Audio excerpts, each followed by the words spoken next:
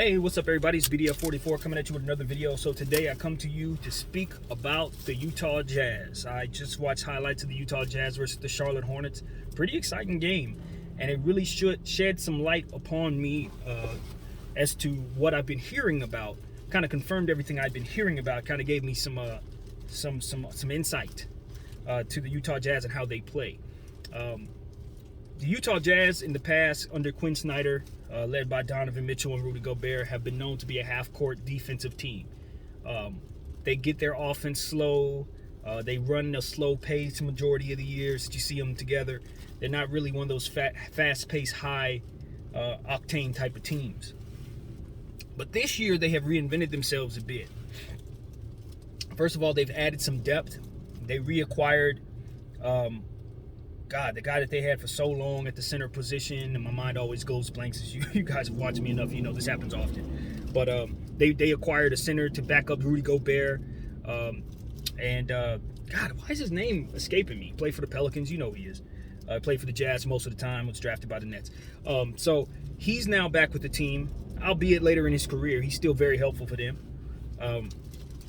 And they have JC, who's having a fantastic tenure with the Utah Jazz as a pure scorer, a role that fits him phenomenally. When I found out he was going to the Jazz, my ears perked up. I was like, you know what?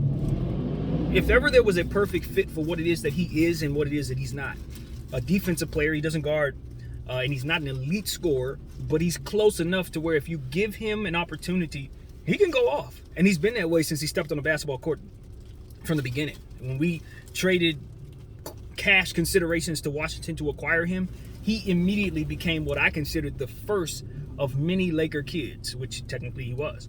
At the beginning of our rebuild, he was the very first piece.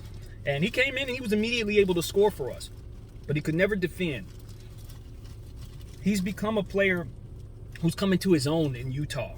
Bounced around the league a little bit, played a little bit for the Cavs, went to the finals with LeBron that year, but he never got a chance to really show what he could really do in a winning situation until he got to Utah. And then, like I said, this situation fits him so well because now he gives them an opportunity to kind of push the floor a little bit, and he just scores, and he doesn't have to really be a great defender because they have a fantastic team defensive principle situation going on there, anchored by Rudy Gobert, one of the best defenders in the world. So he's not tasked with having to be an elite defender. It's not on him to try to overachieve on the defensive side. So I think it's a fantastic fit, and he helps provide pace.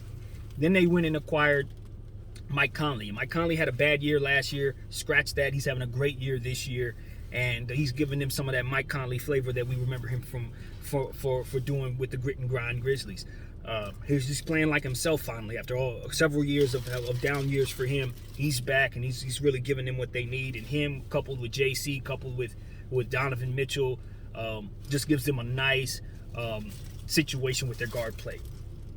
You look at a guy like Bojan Bogdanovic, one of the most consistent players that I can remember from 2 years ago. And I say from 2 years ago because that's when I owned him on my fantasy team and was able to come to the conclusion that he's extremely consistent. He would just always give me the same 15 and 8 every single night with the Indiana Pacers. And since he's gone to the Utah Jazz, he's just one more shooter that they have that can really, really go. A guy who could score the ball, like I said, very consistent. Then they got a guy by the name of Royce O'Neal. Royce O'Neal is one of my favorite young players in the sense that he gave me some of that Lamar Odom vibe when I watched him play as a rookie.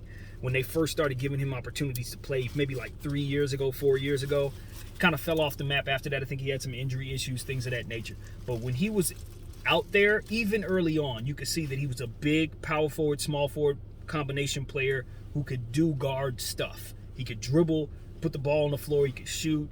He had a lot of drive stuff going with himself. He was really, really, really nice on the offensive end and gave you hustle on the boards and tried to play some defense as well. And I thought he had gotten lost in the fold. I was really looking forward to him taking the next step over the last 2 years, and he just wasn't getting those opportunities. But this year he's part of their regular rotation, and he's picked up right where I remember him leaving off, just being a great role-playing small forward to fit in with what Utah already has. Someone who can shoot the ball a little bit too. And then you move on down the line. They just have a lot of talent that fits. You talk about teams that don't fit around the league. These guys, they have a set style of play. They realized they needed to speed it up and have a little more versatility within their lineup. They added that versatility. Derek Favors was the name I couldn't remember, by the way. Derek Favors, the center. That's who I couldn't think of early in the video. But you know, they added that versatility by giving Royce O'Neal more minutes, by making sure that Mike Conley got a chance to be on this squad, by making sure that JC continues to play there and re-sign there, and then Donovan Mitchell. Now they're not a slow team, but they can move a little bit as well. And then you add to the fact that they have now implemented the three-point shot as their primary source of offense, which I think is absolutely and utterly genius, because they are a slow team to their core, because they have Rudy Gobert, who plays only the paint and cleans up everything. They're spreading the floor now, and they got everybody who I've already mentioned shooting like at a career year. You know what I mean? And they, as a team, are the #1 three-point shooting team in the NBA as of right now.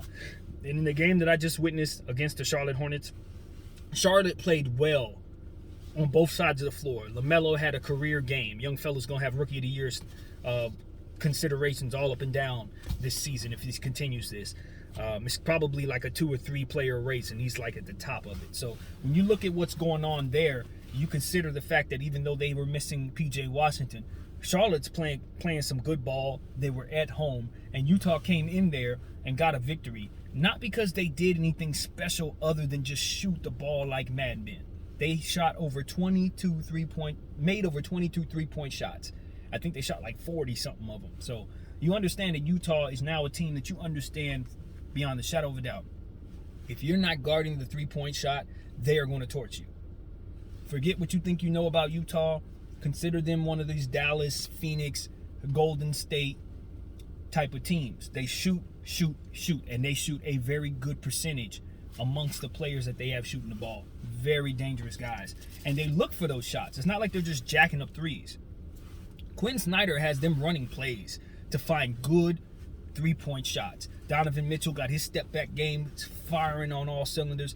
JC is now turned into a big-time shot maker over there. As again, Conley shooting the ball very well now. Royce is shooting the ball very well. Bogdanovic shooting the ball very well. They just got a lot of guys that are not necessarily three-point shooters, but are just running their stuff to perfection and getting great looks, and they're hitting them. I don't know how good Utah can be. I do not believe they're good enough to beat my Lakers. I honestly don't think they're good enough to beat the Clippers either. But after that, I don't think there's a team in the Western Conference outside of the LA teams that can really see them right now. They are simply the third best team in the Western Conference. Sorry, some of the teams that thought they were going to jump ahead. Denver, nah, y'all took some steps back. Portland, nah, y'all still ain't it until y'all fired Terry Stotts. At this point, it's all about these Lakers, these Clippers, and these Utah Jazz in the Western Conference, unless I'm forgetting somebody. If you want to throw Steph Curry in there, even though Golden State, they're the type of team where all they need is a playoff spot, and then they can beat the team in front of them and whoever they're seeing. If they're not named the Lakers, I think the Golden State Warriors have a pretty good shot at this stage. With Steph playing this well, they got a chance. You don't want to see them in a playoff series. I don't care what their record ends up being. But like at this point in time, it's like Utah is really the squad. Like if I'm looking around the league and I'm saying, man, who outside of LA can really do it in the West? It's them. It's definitely them. So I don't know if they can keep this up. Guys have to stay healthy. Guys have to continue hitting these shots. Three-point shot, you can live and die behind that one. But as of right now, they're clicking. They're playing great ball. The ball is popping. They're not playing selfish. They're not doing the ISO thing. Everybody seems to be complimenting each other very well in the highlights that I saw. And this is a basketball team that's clicking. And when you start talking about Coach of the Year honors, I think Quinn Snyder is starting to throw his name into that conversation right now. When you look at how these Jazz are playing, I got him in that conversation as of right now. So, yeah, that's what I got, man. Thank you guys for watching. My name is BDF44, and I'm out.